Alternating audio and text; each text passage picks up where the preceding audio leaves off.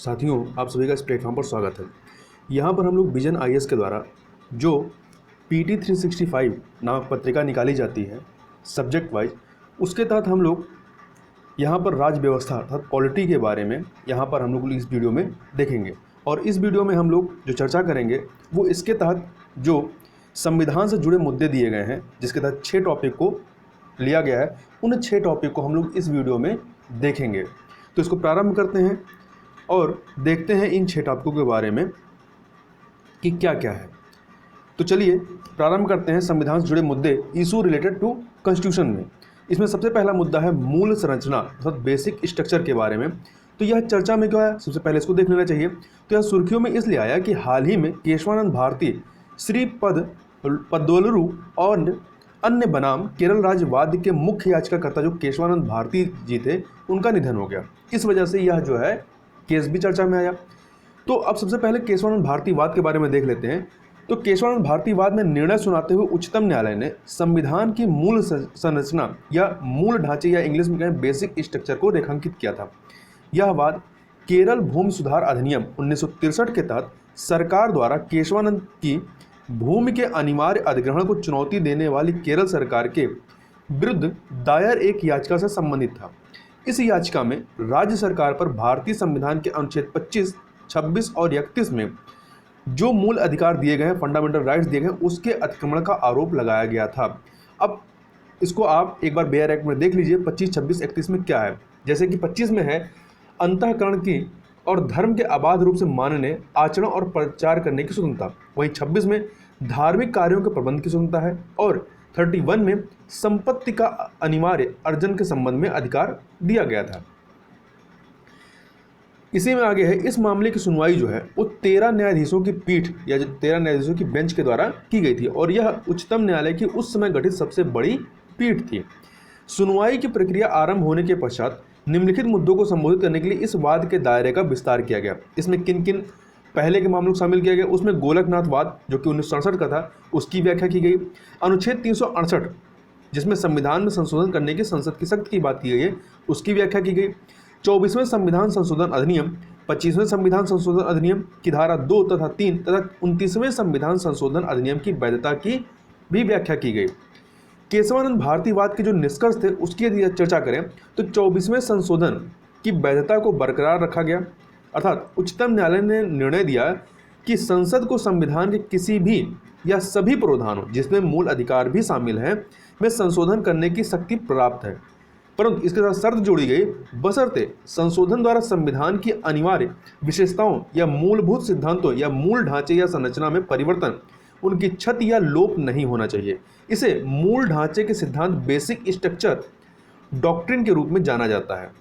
अब ये बेसिक सिद्धांत या मूल ढांचे के सिद्धांत के तहत कौन कौन सी बिंदुएं आती हैं उसको हम लोग भी देख लेंगे। गोलकनाथ वाद के निर्णय को सही किया गया। इसमें उच्चतम न्यायालय ने निर्णय दिया कि अनुच्छेद 368 में संविधान में संशोधन करने की शक्ति और प्रक्रिया दोनों शामिल है तथा संसद की संविधान संशोधन करने की शक्तियां एवं विधायी शक्तियां जो है वो भिन्न भिन्न हैं तथा इसके तहत जो अन्य निर्णय दिया गया उसमें उच्चतम न्यायालय ने न्यायिक पुनर्विलोकन या जो समीक्षा करने की, रिव्यू करने की जो शक्ति है कि अपनी शक्ति को कम करने वाले हिस्सों को छोड़ करके 25वें व 29वें संविधान संशोधन को वैध स्वीकार किया अर्थात वैलिड बताया और यह भी कहा कि उद्देशिका जो है, जो प्रेम्बल है, वो संविधान का एक भाग है तथा इसलिए इसमें संशोधन किया जा सकता है। अब हम लोग थोड़ा सा यहाँ पर ऊपर देख लेते हैं मूल संरचना के विभिन्न तत्व, various elements of basic structure. वर्तमान में कुछ सिद्धांत जो मूल संरचना या बेसिक स्ट्रक्चर का हिस्सा हैं, उसमें जो चीज़ें शामिल हैं वो कौन कौन सी हैं। तो भारत की संप्रभुता, दूसरा नागरिकों के लिए सुरक्षित व्यक्तिगत स्वतंत्रता की आवश्यक विशेषताएं, कल्याणकारी राज्य के निर्माण के लिए अधिदेश, संविधान की सर्वोच्चता, सरकार का गणतंत्रात्मक और लोकतांत्रिक स्वरूप, संविधान की पंथ निरपेक्ष और संघीय प्रकृति, विधायिका, कार्यपालिका और न्यायपालिका के मध्य शक्तियों का पृथक्करण, राष्ट्र की एकता और अखंडता, न्यायिक पुनर्विलोकन की शक्ति, मूल अधिकार और राज्य के नीति के निर्देशक तत्वों डीपीएसपी के मध्य सामंजस्य एवं संतुलन, संसदीय प्रणाली, विधि का नियम, समता का सिद्धांत, स्वतंत्र एवं निष्पक्ष निर्वाचन, न्यायपालिका की स्वतंत्रता, संविधान में संशोधन करने की संसद की सीमित शक्ति, न्याय तक प्रभावी पहुंच, मूल अधिकारों में अंतर्निहित सिद्धांत या सार, अनुच्छेद 32, 136, 141 और 142 के अंतर्गत उच्चतम न्यायालय की शक्तियां, इसमें जो है उसको आप एक बार बेयर एक्ट में देखिए। अनुच्छेद 226 और 227 के अंतर्गत उच्च न्यायालयों की शक्तियां आदि, इसके बारे में इसमें बताया गया है, या इन चीज़ों को आपका बेसिक स्ट्रक्चर के अंतर्गत शामिल किया गया है। आगे चलते हैं। अगला जो पॉइंट है वो है राष्ट्रपति पर महाभियोग, इम्पीचमेंट ऑफ प्रेसिडेंट। अब यह चर्चा में क्यों है? क्योंकि भारत में ऐसा कोई महाभियोग का कोई मामला था नहीं, तो यह चर्चा में इसलिए आया कि डोनाल्ड ट्रंप जो संयुक्त राज्य अमेरिका के राष्ट्रपति थे, ये ऐसे पहले वहाँ के राष्ट्रपति बने जिन पर 2 बार महाभियोग चलाया गया। तो यहाँ पर महत्वपूर्ण ये इसलिए है कि हम लोग भारत के महाभियोग की प्रोसेस और अमेरिका के महाभियोग की प्रोसेस को देख लेते हैं कि दोनों में डिफरेंस क्या है। तो सबसे पहले आधार में डिफरेंस देख लेते हैं कि दोनों में आधार में क्या डिफरेंस है। तो भारत की बात करें तो भारत में अनुच्छेद 61 के तहत भारतीय संविधान के अतिक्रमण के आधार पर ही महाभियोग लाया जा सकता है या महाभियोग चलाया जाता है। तो केवल एक ही आधार है, वह है भारतीय संविधान का अतिक्रमण। जबकि संयुक्त राज्य अमेरिका में जो आधार है उसमें राजद्रोह, रिश्वतखोरी या कोई अन्य बड़े अपराध के आधार पर वहाँ महाभियोग लगाया जा सकता है। आरंभ कौन करता है भारत में? तो संसद का कोई भी सदन, चाहे वो राज्यसभा हो या लोकसभा, इसको स्टार्ट कर सकती है या आरंभ कर सकती है। प्रक्रिया क्या है भारत में? जबकि वहीं यदि अमेरिका की बात करें तो अमेरिका में कौन प्रारंभ कर सकता है? तो वहाँ पे केवल हाउस ऑफ रिप्रेजेंटेटिव, जो निचला सदन होता है, जैसे निचला सदन भारत में कौन सा है? लोकसभा। तो वैसे वहाँ का जो निचला सदन होता है हाउस ऑफ रिप्रेजेंटेटिव, ये ही जो है महाभियोग आरंभ कर सकता है वहाँ पे। अब भारत में प्रक्रिया क्या है? तो इसमें जो पहला चरण होता है, इसमें ऐसे संकल्प पर संबंधित सदन, मतलब जो भी सदन लेकर के आ रहा है ऐसा प्रस्ताव महाभियोग का, वो संबंधित सदन के 1/4 सदस्यों द्वारा हस्ताक्षर किया गया हो उस पर। उसके अलावा ये प्रस्ताव लाने से पहले राष्ट्रपति को 14 दिन की लिखित सूचना देना अनिवार्य होता है, और उसके बाद उस सदन की, जिस सदन ने यह प्रस्ताव लाया है, उस सदन की कुल सदस्य संख्या के 2/3 बहुमत के द्वारा उसे पारित होना होता है। और दूसरा चरण जो इसमें होता है वो यह है कि दूसरा सदन, एक सदन ने इस प्रस्ताव को लाया, फिर उसके द्वारा 2/3 बहुमत के द्वारा उसको प्रस्ताव को पारित किया जाएगा, फिर वो दूसरे सदन में जाएगा। तो दूसरा सदन ऐसे आरोप का अन्वेषण करता है, उस पर जांच पड़ताल करता है, फिर दूसरे सदन द्वारा भी इसे कुल सदस्य संख्या के 2/3 बहुमत से पारित करना आवश्यक है, और ऐसा होने के पश्चात राष्ट्रपति को अपने पद से हटना होगा। जबकि अमेरिका की बात करें कि अमेरिका में क्या प्रक्रिया है, तो इसमें सबसे पहले आरोपों की जांच आरंभ करने हेतु साधारण बहुमत से प्रस्ताव पारित करने की आवश्यकता होती है। उसके बाद क्या होता है? सीनेट। वहाँ पे जो उच्च सदन होता है, जैसे यहाँ पे भारत में उच्च सदन आपका राज्यसभा होता है, वैसे वहाँ पे उच्च सदन जो होता है वो सीनेट होता है। तो सीनेट जो होता है न्यायालय की भूमिका निभाता है, और सीनेट से 2/3 बहुमत से पारित होने के बाद राष्ट्रपति को अपने पद से हटना होगा। अब बात करते हैं राज्यपाल की क्षमादानी की शक्तियां जो है, पार्डनिंग पावर ऑफ गवर्नर। ये सुर्खियों में क्यों है? सुर्खियों में इसलिए है कि राजीव गांधी हत्याकांड में दोषी करार दिए गए AG पेरारीवलन की सजा को परिहार रेमिशन करने की याचिका तमिलनाडु के राज्यपाल के पास 2 वर्षों से अधिक समय से लंबित है। तो यहाँ पर हमें क्षमादान के मामले में राष्ट्रपति और राज्यपाल की जो शक्तियाँ हैं उसका तुलनात्मक अध्ययन कर लेना चाहिए। तो सबसे पहले हम राष्ट्रपति की बात करें तो संविधान के अनुच्छेद 72 में राष्ट्रपति को उन व्यक्तियों को क्षमा करने की शक्ति प्रदान की गई है जो निम्नलिखित मामलों में किसी अपराध के लिए दोषी करार दिए गए हैं। अब कौन से मामले हैं? पहला, संघीय विधि के विरुद्ध किसी अपराध में दिए गए दंड में। दूसरा, सैन्य न्यायालय द्वारा दिए गए दंड में। तीसरा, यदि दंड का स्वरूप मृत्यु दंड हो तो ऐसे मामलों में ये क्षमादान कर सकता है। वहीं यदि राज्यपाल की बात करें, राज्यपाल की बात करने से पहले राष्ट्रपति के बारे में जो पूरा है उसको देख लेते हैं कि राष्ट्रपति की क्षमादान शक्ति में निम्नलिखित में से क्या, मतलब निम्नलिखित में क्या क्या शामिल है। तो इसमें सबसे पहले आता है क्षमा अर्थात पार्डन। इसमें दंड और बंदीकरण दोनों को हटा दिया जाता है तथा दोषी को सजा, दंड, दंडादेशों एवं निर्हरताओं से पूर्णतया मुक्त कर दिया जाता है। मतलब कि जैसा वह सजा के पहले था एकदम से उस स्थिति में आ जाता है। दूसरा लघुकरण है। लघुकरण में क्या होता है? इसका अर्थ है कि सजा की प्रकृति को बदलना। लघुकरण में सजा की प्रकृति को बदला जाता है, जैसे कि मृत्यु दंड की सजा है उसको कठोर कारावास में बदल दिया जाएगा। तीसरा है परिहार, रेमिशन। इसमें क्या होता है? सजा की अवधि को बदला जाता है। जैसे 2 वर्ष की कठोर कारावास है तो उसको 1 वर्ष की कठोर कारावास कर दिया जाएगा। विराम में क्या होता है, इसमें विशेष परिस्थितियों की वजह से सजा को कम किया जाता है, जैसे कि शारीरिक अपंगता या महिलाओं की गर्भावस्था के समय में या के कारण ये विराम वाली स्थिति आती है। इसमें विशेष परिस्थिति की वजह से सजा को कम किया जाता है। आपका जो पांचवा है वो है प्रविलंबन। यह किसी दंड को कुछ समय के लिए टालने की प्रक्रिया से संबंधित है, जैसे फांसी को कुछ समय के लिए टालना। अब चलिए राज्यपाल के बारे में बात कर लेते हैं। तो संविधान के अनुच्छेद 161 के तहत किसी राज्य का राज्यपाल भी क्षमादान शक्तियां रखता है, परंतु निम्नलिखित दो परिस्थितियों में राज्यपाल की क्षमादान की शक्तियां राष्ट्रपति से भिन्न होती हैं। कौन कौन सी? पहला है, राष्ट्रपति सैन्य न्यायालय द्वारा दी गई सजा को क्षमा कर सकता है, परंतु राज्यपाल ऐसा नहीं कर सकता है। वहीं दूसरा जो भिन्नता है वो है, राष्ट्रपति मृत्युदंड को क्षमा कर सकता है, जबकि राज्यपाल ऐसा नहीं कर सकता। यहाँ तक कि अगर कोई राज्य विधि मृत्युदंड की सजा निर्धारित करती है तो भी क्षमादान की शक्ति राष्ट्रपति के पास होती है, ना कि राज्यपाल के पास। राज्यपाल जो है राज्य विधि के तहत किसी अपराध के लिए सजा प्राप्त व्यक्ति की सजा को निलंबित कर सकता है। याद रखिएगा, राज्य विधि के तहत जिसे अपराध की सजा मिली हो, दंड का स्वरूप बदल सकता है और दंड की अवधि को कम कर सकता है। हालांकि राज्यपाल मृत्युदंड की सजा को समाप्त तो नहीं कर सकता, परंतु निलंबित, परिहार अथवा लघुकरण कर सकता है। लघुकरण मतलब सजा की प्रकृति को बदल सकता है। परिहार में क्या होता है, सजा की अवधि को बदला जाता है और आपका उसका निलंबित कर सकता है, अर्थात कुछ समय के लिए रोक सकता है। आगे चलते हैं। अब थोड़ा सा भारत और संयुक्त राज्य अमेरिका के राष्ट्रपति की क्षमादान शक्तियों के मध्य थोड़ी सी तुलना कर लेते हैं। तो हाल ही में हुआ क्या कि अमेरिका के राष्ट्रपति ने अपने पूर्व राष्ट्रीय सुरक्षा सलाहकार को क्षमा करने के लिए अपनी क्षमादान की शक्तियों का प्रयोग किया। अमेरिका के राष्ट्रपति के पास संघीय अपराधों से संबंधित सजाओं को क्षमा करने या लघुकरण करने का संवैधानिक अधिकार है।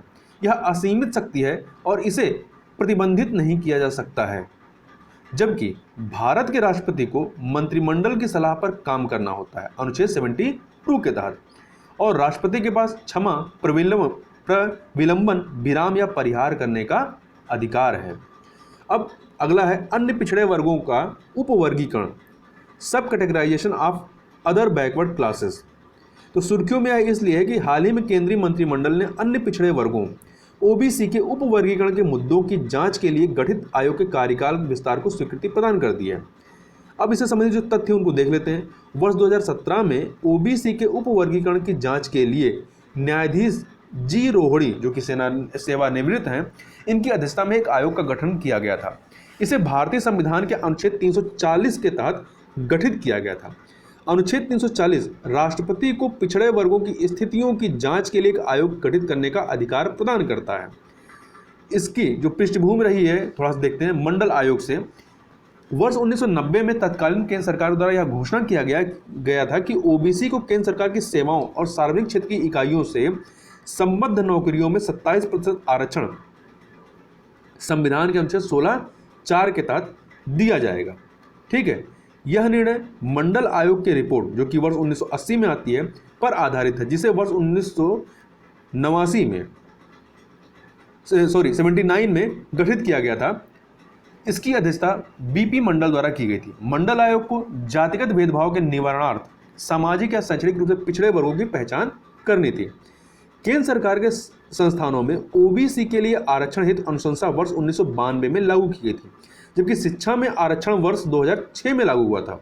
ठीक है, केंद्र सरकार के संस्थानों में मतलब नौकरियों में ओबीसी का आरक्षण 92 में लागू होता, परंतु शिक्षा में जो आरक्षण है वो वर्ष 2006 में लागू हुआ संविधान के अनुच्छेद 15(4) के तहत।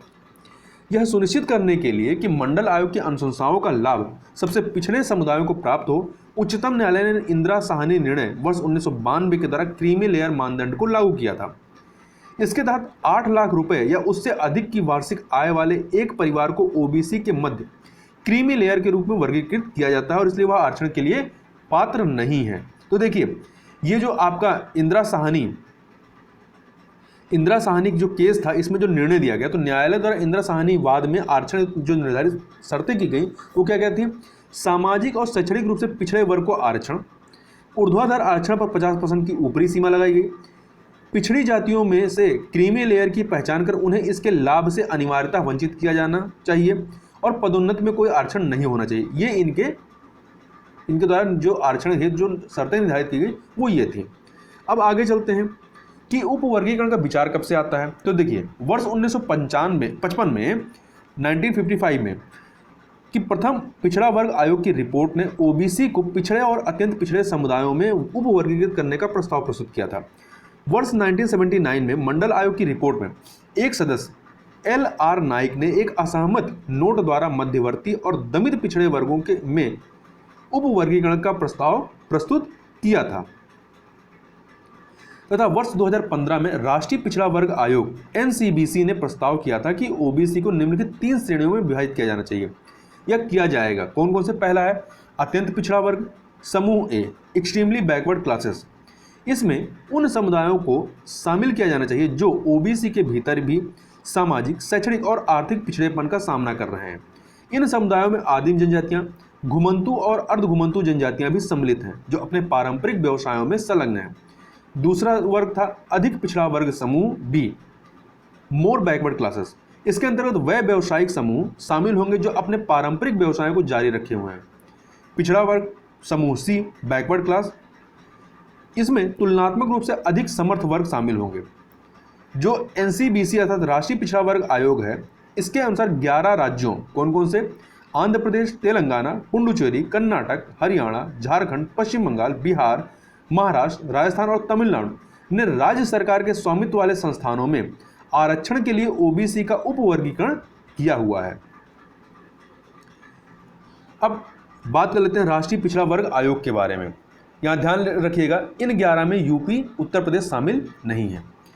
राष्ट्रीय पिछड़ा वर्ग आयोग national commission for backward classes NCBC अब तक अनुच्छेद 338 के तहत राष्ट्रीय अनुसूचित जाति आयोग national commission of schedule castes NCSC द्वारा ओबीसी से संबंधित शिकायतों का समाधान किया जाता था। राष्ट्रीय पिछड़ा वर्ग आयोग अधिनियम 1993 के तहत NCBC का गठन किया गया था। वर्तमान NCBC केवल जो राष्ट्रीय पिछड़ा वर्ग आयोग है, यह केवल ओबीसी जाति से या सूची से जातियों को शामिल करने और हटाने तथा आरक्षण के लाभ से इन जातियों को पृथक करने वाली क्रीमी लेयर के लिए आय के स्तर को निर्धारित करने की अनुशंसा कर सकता है। 102वें संविधान संशोधन अधिनियम या 123वां संविधान संशोधन विधेयक के रूप में 123वां था और जब अधिनियम बन गया तो 102वां था। इसके माध्यम से NCBC राष्ट्रीय पिछड़ा वर्ग आयोग को संवैधानिक दर्जा प्रदान किया गया। यह अधिनियम इसे सामाजिक और आर्थिक रूप से पिछड़े वर्गों के आयोग के समान अधिकार प्रदान करता है। ओबीसी से संबंधित वैसे कार्य जो पहले राष्ट्रीय अनुसूचित जाति आयोग द्वारा निष्पादित किए जाते थे, अब इस नए आयोग को सौंप दिए गए हैं। इस संशोधन के माध्यम से अनुच्छेद 342A और अनुच्छेद 366 में भी परिवर्तन किए गए। अब 342 में A में क्या है? तो अनुच्छेद 342A में सामाजिक और शैक्षणिक रूप से पिछड़े वर्गों की केंद्रीय सूची से संबंधित है। अनुच्छेद 366 में संविधान में प्रयुक्त परिभाषाएं शामिल हैं जब तक कि संदर्भ से अन्यथा अपेक्षित न हो। इस अधिनियम के अनुसार NCBC में राष्ट्रपति द्वारा नियुक्त 5 सदस्य शामिल होंगे। उनका कार्यकाल और सेवा की शर्तें भी राष्ट्रपति द्वारा तय की जाएंगी। इस आयोग द्वारा निष्पादित किए जाने वाले जो प्रमुख कार्य हैं उसमें क्या है? आरक्षण लागू न होने, आर्थिक शिकायतें, हिंसा से संबंधित शिकायतों के मामले में नागरिक इस आयोग के समक्ष अपनी समस्याएं प्रस्तुत कर सकेंगे। दूसरा, यह अधिनियम प्रस्तावित आयोग को अधिकारों और रक्षोपायों से वंचित होने की शिकायतों की जांच करने की शक्ति प्रदान करता है। इसे अर्थात ये जो राष्ट्रीय पिछड़ा वर्ग आयोग है, इसे एक दीवानी न्यायालय के समान मुकदमा चलाने, किसी को समन जारी करने, दस्तावेजों को प्रस्तुत करने और शपथ पत्र पर साक्ष्य प्राप्त करने की अनुमति प्रदान की गई है। अब थोड़ा सा देख लेते हैं यहाँ पर कि ओबीसी कौन है। तो ओबीसी एक सामूहिक शब्द है जिसका उपयोग सरकार द्वारा शैक्षिक या सामाजिक रूप से वंचित जातियों को वर्गीकृत करने के लिए किया जाता है। ओबीसी एक विशाल विजातीय समूह है। इसमें विभिन्न जातियां या उपजातियां शामिल हैं जिनकी सामाजिक और आर्थिक स्थिति में काफ़ी भिन्नता विद्यमान है। उदाहरण के लिए उत्तर और दक्षिण भारत दोनों में ओबीसी में भूस्वामी समुदाय शामिल है, जबकि दूसरी तरफ निर्वाह श्रम पर जीवन व्यतीत करने वाले समाज के कई निर्धन वर्ग भी इसके अंतर्गत आते हैं। आगे चलते हैं। अगला है राजभाषा अधिनियम, ऑफिशियल लैंग्वेज एक्ट। ये सुर्खियों में क्यों है? तो हाल ही में भारत के मुख्य न्यायाधीश ने शासन अर्थात गवर्नेंस में हिंदी और अंग्रेजी के अतिरिक्त अन्य क्षेत्रीय भाषाओं को भी शामिल करने के लिए सरकार को राजभाषा अधिनियम 1963 में संशोधन करने की सलाह दी है। तो याद रखिएगा ये एक्ट कब का है, राजभाषा अधिनियम 1963। तो राजभाषा अधिनियम 1963 अर्थात ऑफिशियल लैंग्वेज एक्ट 1963 के बारे में बात करें तो इसे वर्ष 1963 में अधिनियमित किया गया था। इसका उद्देश्य ऐसी भाषाएं प्रदान करना था जिसका उपयोग संघ के आधिकारिक प्रयोजनों, संसद में कार्य संचालन, केंद्रीय और राज्य अधिनियमों तथा उच्च न्यायालयों की भाषा के रूप में किया जा सकता है। इस अधिनियम के अनुसार कुछ निश्चित उद्देश्यों जैसे कि संकल्प, नियम, सामान्य आदेश, अधिसूचना, प्रेस विज्ञप्ति, प्रशासनिक और अन्य रिपोर्ट, अनुज्ञा पत्र, निविदा प्रारूपों आदि के लिए अंग्रेजी और हिंदी दोनों का उपयोग किया जाएगा। राजभाषा संबंधी जो महत्वपूर्ण संवैधानिक प्रावधान किए गए हैं वो कौन कौन से? भारतीय संविधान के भाग 17 के अनुच्छेद 343 से लेकर के 351 में राजभाषा से संबंधित प्रावधान है। संविधान की 8वीं अनुसूची में 22 भाषाएं हैं। असमिया, उड़िया, उर्दू, कन्नड़, कश्मीरी, कोंकणी, गुजराती, डोंगरी, तमिल, तेलुगु, नेपाली, पंजाबी, बांग्ला, बोडो, मणिपुरी, मराठी, मलयालम, मैथिली, संताली, संस्कृत, सिंधी और हिंदी। इनमें से 14 भाषाओं को मूल संविधान में ही शामिल कर लिया गया था। आगे चल करके बोडो, डोगरी, मैथिली और संथाली को वर्ष 2003 के 92वें संविधान संशोधन अधिनियम के द्वारा शामिल किया गया था। संविधान के अनुच्छेद 343(1) के अनुसार देवनागरी लिपि में हिंदी संघ की राजभाषा होगी, जबकि 343(3) के अनुसार संघ के शासकीय प्रयोजनों के लिए संविधान के प्रारंभ होने की तिथि के 15 वर्ष अर्थात 25 जनवरी 1965 की अवधि के पश्चात भी संसद विधि द्वारा ऐसे प्रयोजनों के लिए अंग्रेजी का प्रयोग उपबंधित कर सकेगी, मतलब उसके बाद भी अंग्रेजी को ऑफिशियल लैंग्वेज के रूप में इस्तेमाल किया जा सकेगा। अनुच्छेद 344(1) में यह उपबंध किया गया है कि संविधान के प्रारंभ होने से 5 वर्ष की समाप्ति पर राष्ट्रपति द्वारा एक आयोग का गठन किया जाएगा या करेगा। अनुच्छेद 348(1) के अनुसार उच्चतम न्यायालय और प्रत्येक उच्च न्यायालयों में सभी कार्रवाइयाँ अंग्रेजी भाषा में होगी जब तक संसद विधि द्वारा अन्यथा उपबंध ना करे, मतलब उसके अलावा किसी अन्य भाषा को उपबंध संसद ना कर दे। अनुच्छेद 351 के अनुसार संघ का यह कर्तव्य होगा कि वह हिंदी भाषा का प्रसार बढ़ाए, उसका विकास करे, जिससे वह भारत की सामाजिक संस्कृति के लिए सभी तत्वों की अभिव्यक्ति का माध्यम बन सके। यहाँ पर हम लोग थोड़ा सा अन्य चीज़ों को देख लेते हैं। भारतीय भाषा संस्थान central institute of Indian language CIIL के बारे में। तो यह भारतीय भाषा संस्थान है, यह शिक्षा मंत्रालय के तहत एक अधीनस्थ कार्यालय है। इसकी स्थापना वर्ष 1969 में हुई थी। इसके उद्देश्य क्या हैं? भारतीय भाषाओं के विकास के लिए समन्वय स्थापित करना, कम बोली जाने वाली अल्पसंख्यक एवं जनजातीय भाषाओं का संरक्षण और प्रलेखन करना, अलग अलग क्षेत्रों में गैर भाषी स्थानीय लोगों के मध्य 15 से अधिक भाषाओं का प्रसार कर भाषाई सामंजस्य स्थापित करना, भाषा के विषय में केंद्र एवं राज्य सरकारों को परामर्श देना। इसके अतिरिक्त ये जो CIIL है, भारतीय भाषा संस्थान, ये कई अन्य कार्यक्रमों का भी संचालन करता है, जैसे कि भारतीय भाषाओं का विकास, क्षेत्रीय भाषा केंद्र, राष्ट्रीय परीक्षण सेवा आदि। अब हम लोग बात कर लेते हैं राजभाषा आयोग ऑफिशियल लैंग्वेज कमीशन के बारे में, जिसकी बात कहाँ की गई? 344(1) में यह उपबंध किया गया था कि संविधान के प्रारंभ होने से 5 वर्ष की समाप्ति पर राष्ट्रपति एक आयोग का गठन करेगा। तो संविधान के अनुच्छेद 344 के तहत राष्ट्रपति इस संविधान के प्रारंभ से 5 वर्ष की समाप्ति पर और तत्पश्चात ऐसे प्रारंभ से 10 वर्ष की समाप्ति पर आदेश द्वारा एक आयोग गठित करेगा, जो एक अध्यक्ष और 8वीं अनुसूची में भी निर्दिष्ट विभिन्न भाषाओं का प्रतिनिधित्व करने वाले अन्य सदस्यों से मिलकर बनेगा, जिनको राष्ट्रपति नियुक्त करे, और आदेश में आयोग द्वारा अनुसरण की जाने वाली प्रक्रिया पर निश्चित की जाएगी, मतलब उसमें पहले ही निश्चित प्रक्रिया बता दी जाएगी।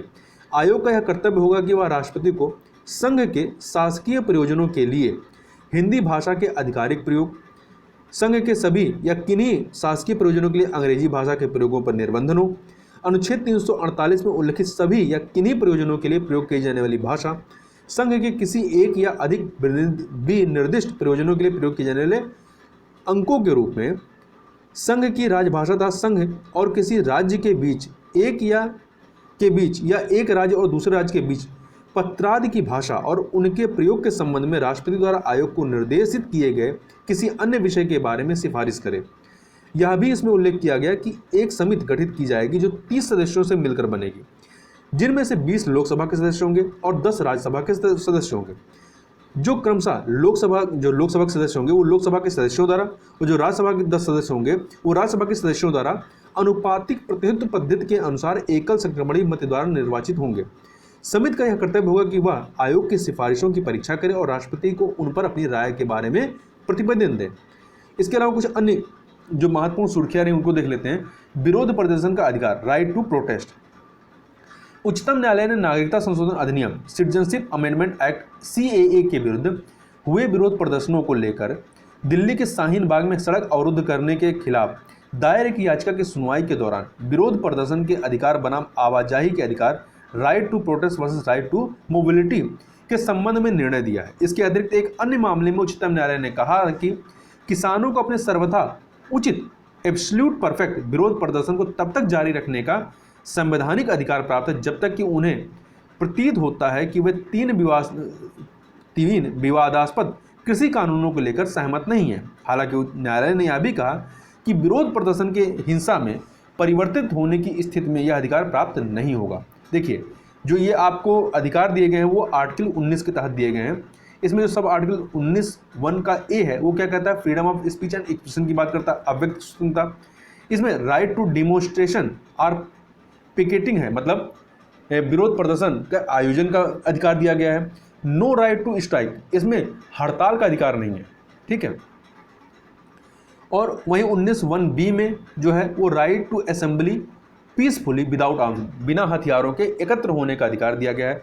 और इसके 19(2) और 3 में क्या है, power of state to impose reasonable restriction, मतलब ये स्टेट को ये कुछ अधिकार दिए गए हैं किन किन आधारों पर आपको इस तरह के, मतलब आपके जो आर्टिकल 19 के तहत जो मूल अधिकार दिए गए हैं या जो अधिकार हैं उन पर किस प्रकार से किन आधारों पर रिस्ट्रिक्शन लगा सकती है।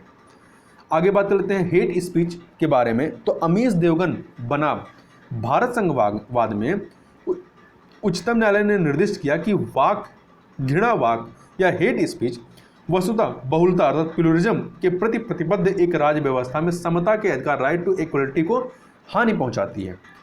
इसमें जो प्रमुख अवलोकन किया गया वो क्या है, थोड़ा सा देख लेते हैं हेट स्पीच के बारे में। हेट स्पीच बनाम फ्री स्पीच। तो फ्री स्पीच में सरकारी नीतियों पर टिप्पणी करने, पक्ष लेने या आलोचना करने का अधिकार शामिल है, तथा हेट स्पीच में किसी लक्षित समुदाय या समूह के विरुद्ध घृणा का सृजन या प्रचार करना शामिल है। भारत में किसी भी कानून में हेट स्पीच को परिभाषित नहीं किया गया है। हालांकि हेट स्पीच सामान्यतः ये होता क्या, सामान्यतः व्यक्तियों के एक समूह के विरुद्ध घृणा को उकसाने जैसे कृत्यों को इसमें हेट स्पीच में शामिल किया जाता है। तो हेट स्पीच से भारतीय दंड संहिता आईपीसी की विभिन्न धाराओं जैसे कि 153A, 153A, 295 आदि के तहत निपटा जाता है। तो इस वीडियो में बस इतना ही। इससे आगे की चर्चा हम लोग नेक्स्ट वीडियो में करेंगे। तो बहुत बहुत धन्यवाद।